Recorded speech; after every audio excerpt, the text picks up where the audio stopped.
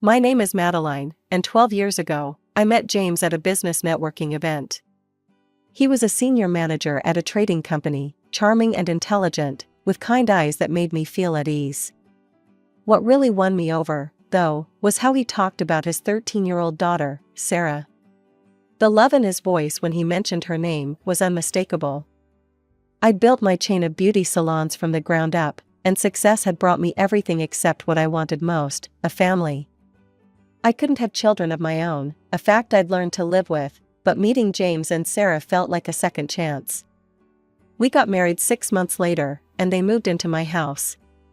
The income difference between James and me was substantial. I made several times what he did, but it never bothered me. Love isn't about money, and I was just happy to finally have the family I'd always wanted. When Sarah turned 16, I bought her first car, a safe, reliable model that made her squeal with joy.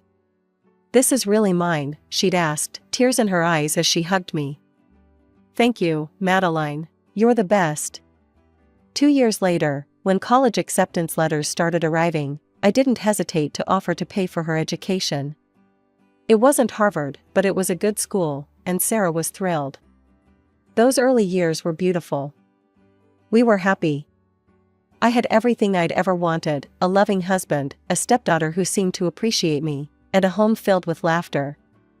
Sarah even stayed with us after college, saying she wanted to save money while starting her career.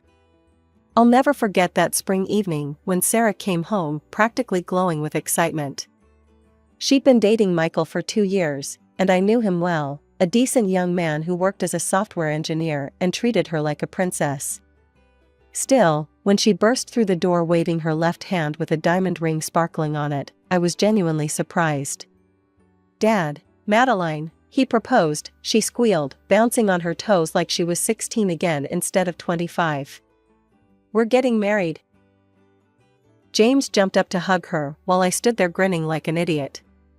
This was exactly the kind of family moment I'd always dreamed of having. Michael came over later that evening, and we opened a bottle of champagne I'd been saving for a special occasion. "I know this is a big ask," Sarah said, looking nervous as she played with her engagement ring. "But we've been looking at venues and everything, and—" "How much?" I asked, already reaching for my phone to check my accounts. "Well, with everything included, around 150,000, she said quietly, then rushed to add, "But of course, we don't expect." "Done," I interrupted, smiling. "I'll set up an account tomorrow that you can access for all the wedding expenses." The look of relief and joy on her face made every penny worth it. "Really? Oh my God, Madeline, thank you so much."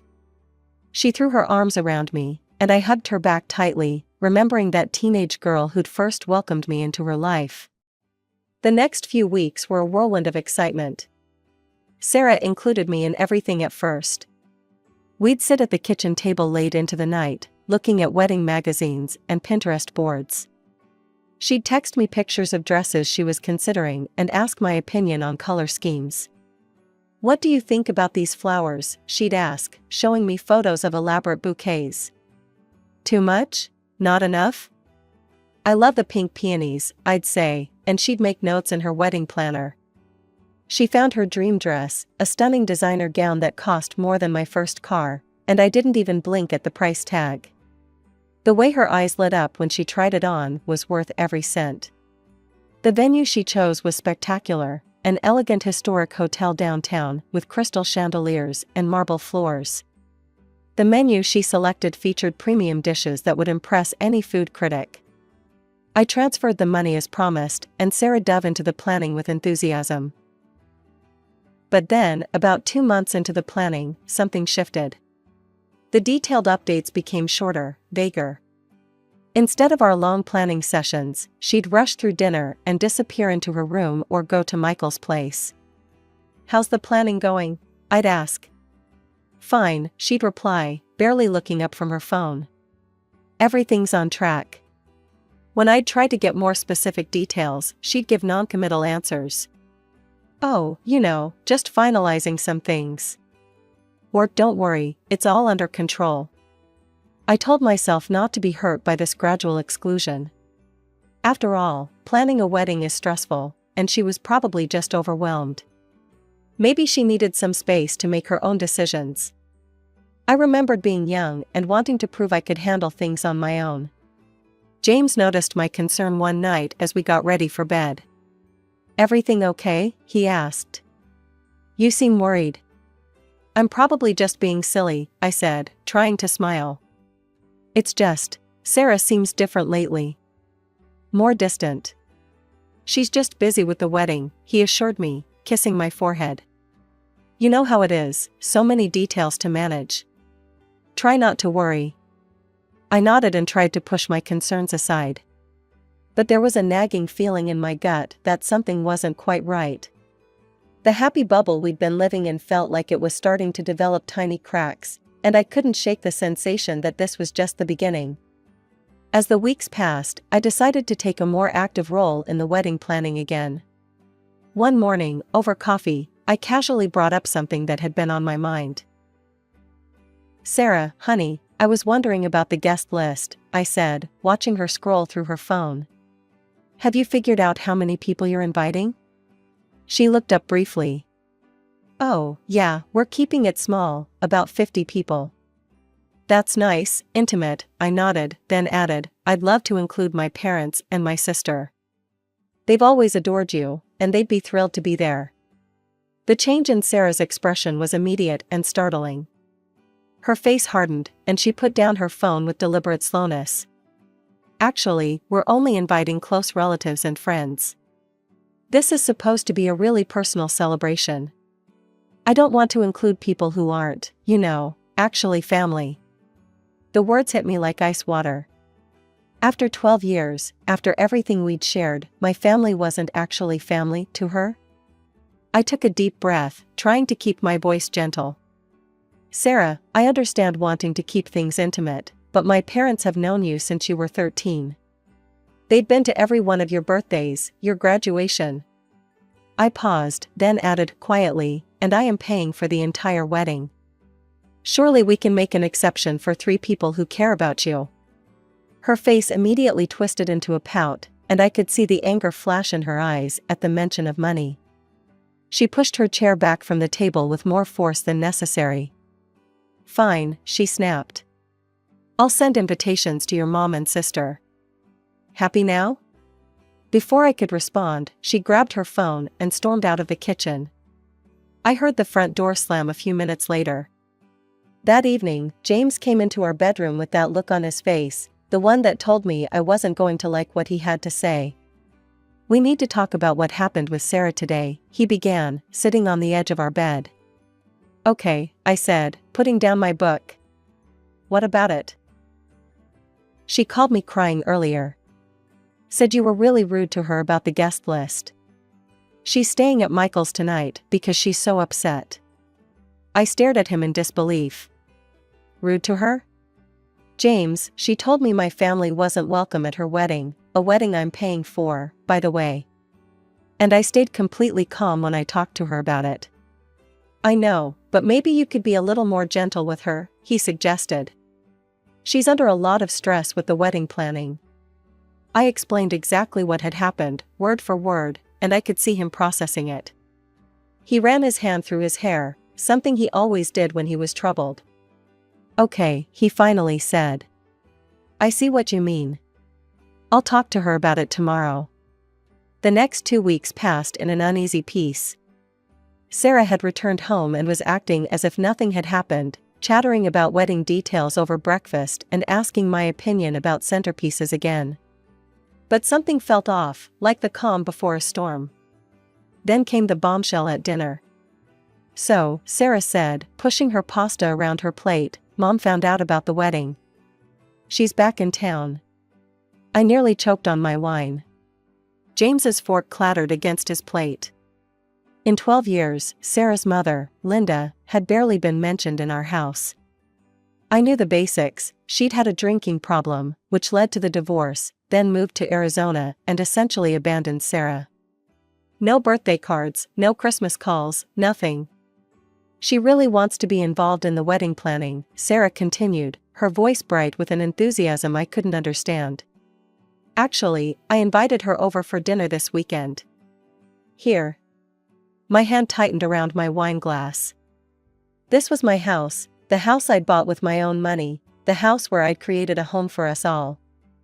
The proper thing would have been for Sarah to ask permission before inviting someone over, especially someone with Linda's history. But I remembered the guest list argument and bit my tongue. One more confrontation wasn't worth it. James sat there silently, suddenly very interested in his pasta. That weekend, I spent hours preparing a perfect dinner: herb-crusted rack of lamb, roasted vegetables, homemade bread. I wanted everything to be flawless, though I couldn't explain why I felt the need to impress a woman who'd abandoned her daughter. Linda arrived exactly 30 minutes late. She was tall and blonde like Sarah, but with hard edges where Sarah was soft. Her eyes scanned every inch of my home as she walked in, lingering on the artwork, the furniture, the view from the windows. I recognized the look, envy poorly disguised as appraisal. "What a large house," she said, emphasizing large in a way that made it sound like an insult. Dinner started pleasantly enough, but it didn't stay that way. Linda took a bite of the lamb and pursed her lips. She said, cutting another piece with deliberate slowness. "You know, I always made this with rosemary and garlic. It really brings out the flavor better. Sarah used to love it when I made it." I took a sip of wine and said nothing. "And these vegetables," she continued, pushing them around her plate. "They're a bit overdone, aren't they? I always found that keeping them crispy makes them so much more appetizing."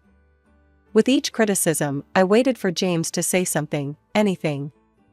He'd been married to this woman, he knew exactly who she was and what she was doing.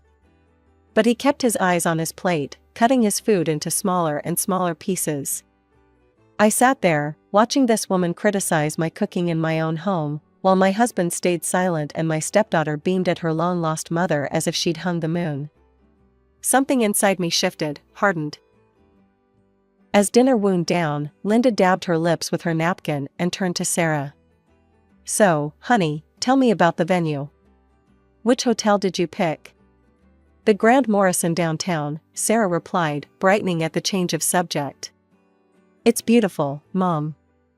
They have these amazing crystal chandeliers and—" "The Grand Morrison?" Linda's face wrinkled with distaste. "Oh, sweetie, you can't have your wedding there. That place is so basic. Now, the Belmont Plaza, that's where you should be having it. Much more prestigious." I gripped my fork tighter, knowing the Belmont Plaza cost nearly twice what we were already spending.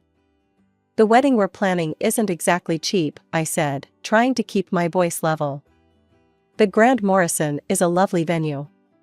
Linda's eyes narrowed. "Well, you can't cut corners on your only daughter's wedding. It's the most important day of her life." Something inside me snapped. 12 years of love, support, and financial sacrifice reduced to cutting corners by a woman who hadn't sent her daughter so much as a birthday card. "If you're so concerned about the venue," I said, meeting her gaze directly, "feel free to pay for the Belmont Plaza yourself.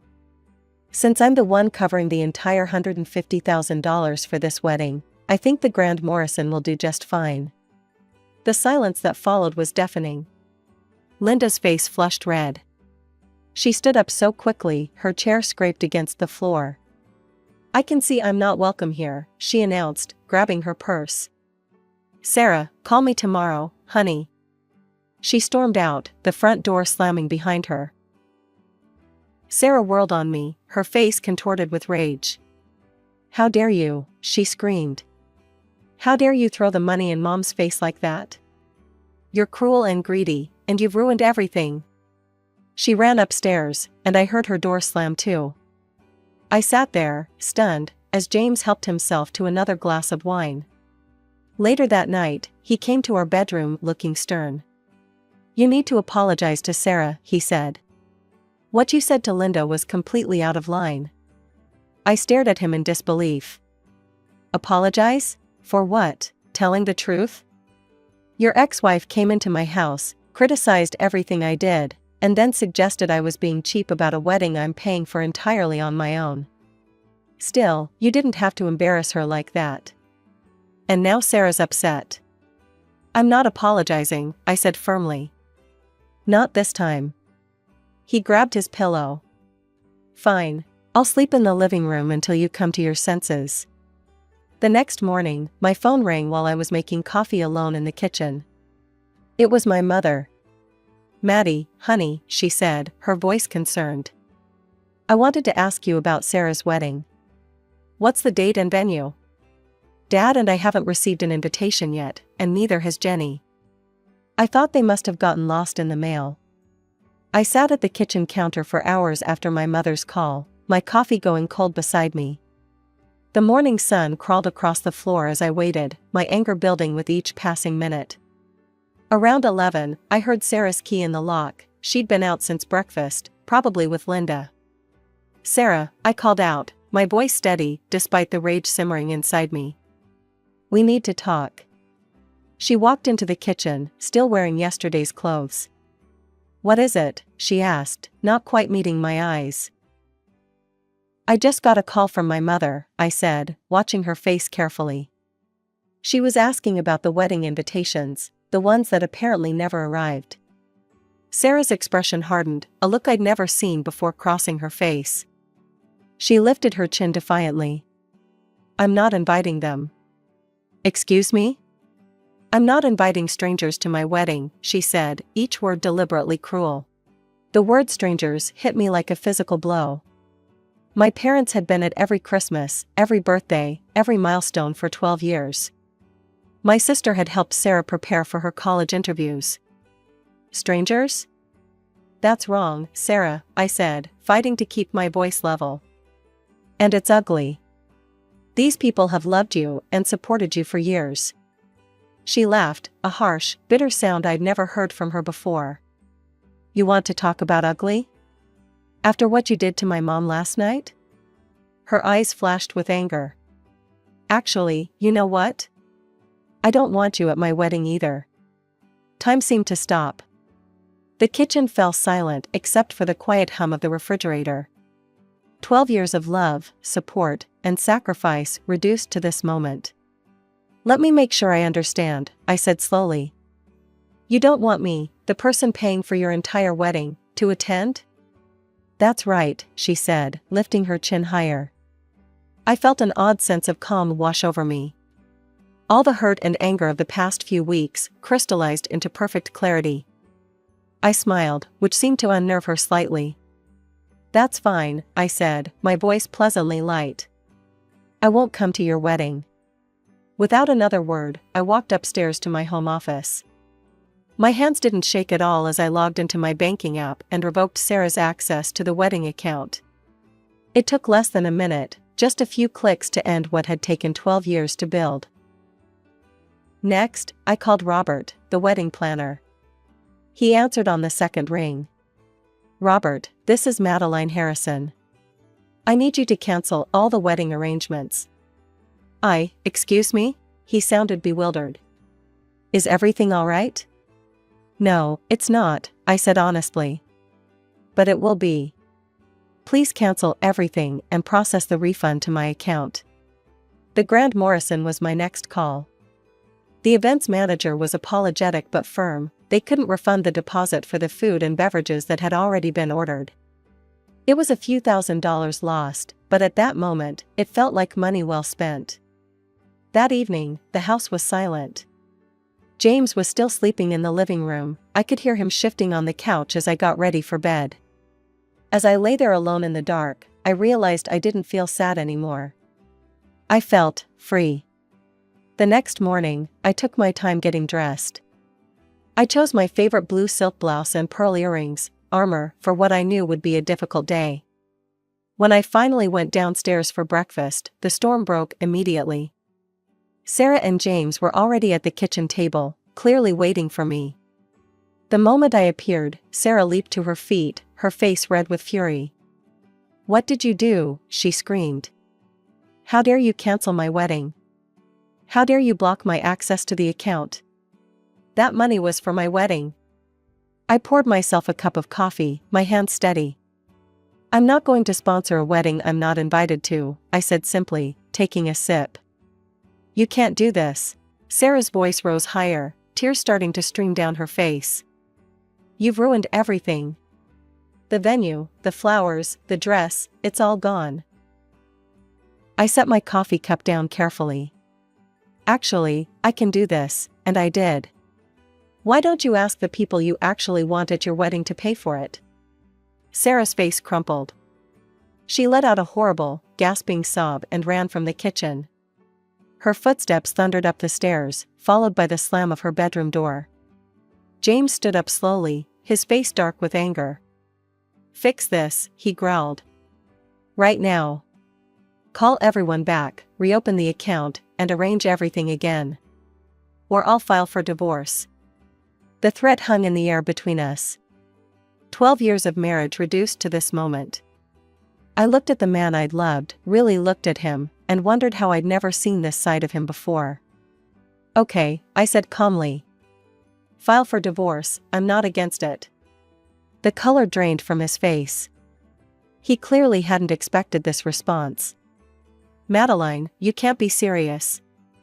I am, and since this is my house, I'd like you and Sarah to leave by tomorrow. His anger deflated like a punctured balloon. Look, he said, his tone suddenly conciliatory, I overreacted. We need to talk about this, think it through. I've already thought it through, I interrupted. I'm done living with people who don't appreciate or respect me. I'm done trying to buy love. The rest of the day passed in a blur of slammed doors and muffled arguments upstairs. At exactly 7 that evening, James and Sarah appeared in the foyer with their suitcases. Sarah's eyes were red and puffy from crying. I never thought you could be so cruel, she spat. I felt a laugh bubble up inside me, a genuine laugh of disbelief. Cruel? I paid for your clothes, your car, your education. I gave you a home, loved you like my own daughter, and was ready to spend $150,000 on your wedding. And you have the nerve to call me cruel, because I won't let you treat me like dirt. The door closed behind them with a quiet click, so much gentler than all the angry slams of the past few days. I stood in my foyer, and listened to the silence of my house. The house felt different after they left, lighter somehow, as if a weight I hadn't known I was carrying had been lifted. I spent the first few days reorganizing spaces, reclaiming rooms that had slowly become filled with Sarah's things over the years. It was therapeutic, like cleaning out an old wound. Then came the message from Michael's mother. It popped up on my social media one evening while I was enjoying a glass of wine on my patio. I hope you realize what you've done, the message read. This wedding could fail entirely because of your actions. How can you be so heartless? I took my time responding, choosing my words carefully. I'm not heartless, I wrote back. I'm just done being disrespected. I won't pay for a wedding I'm not even invited to. If you're so concerned about the wedding's success, feel free to pay for it yourself. She read the message, but never replied. I imagined her sitting there, probably as shocked as James had been that I wouldn't back down. It's funny how people react when you finally stand up for yourself, like they can't quite believe you've stopped playing by their rules. I contacted my lawyer the next day. She'd helped me draft the prenup 12 years ago, and now she'd helped me end the marriage it had protected. The divorce papers were ready within a week. When I called James to tell him they were ready, he tried his old tactics again. Maddie, please, he said, his voice soft and pleading, the voice that used to make my heart melt. We can start over. We can fix this. I hung up. He came to get the papers the next morning. He looked older somehow, tired. The confident man who'd threatened me with divorce was gone, replaced by someone who seemed lost. Sarah's been crying nonstop, he said, standing in my foyer, no longer our foyer. The wedding's going to be at City Hall now. No reception, no flowers, no fancy dress. Just a basic ceremony. I shrugged, remembering all the tears I'd shed over their betrayal. That's not my problem. How can you be so cold about this? It's not cold, James. It's just not my responsibility anymore. He took the papers and left. I watched him walk to his car, the car I'd bought him, and drive away. It felt final, but not sad. Just finished. The divorce was completed 2 months later. The prenup made everything simple. He couldn't touch my house, my business, or any of my assets. Sometimes I wondered if he'd ever really read that document, if he'd understood what it meant when he signed it 12 years ago. It didn't matter now. People ask me sometimes if I know how Sarah's wedding went. If she wore the dress she'd chosen, if Linda was there, if it was everything she'd dreamed of. I honestly don't know. I blocked them all on social media, changed my phone number, moved on with my life. What I do know is this: you can't buy love. Not real love, anyway. You can't purchase respect or gratitude or loyalty. I spent 12 years trying to build a family with my checkbook, and in the end, all it got me was a front row seat to watch that family choose someone else over me. But here's the thing about endings: they're also beginnings. My house is peaceful now. My business is thriving. And when I sit in my garden with my morning coffee, watching the sun rise over my flowers, I don't feel lonely. I feel free.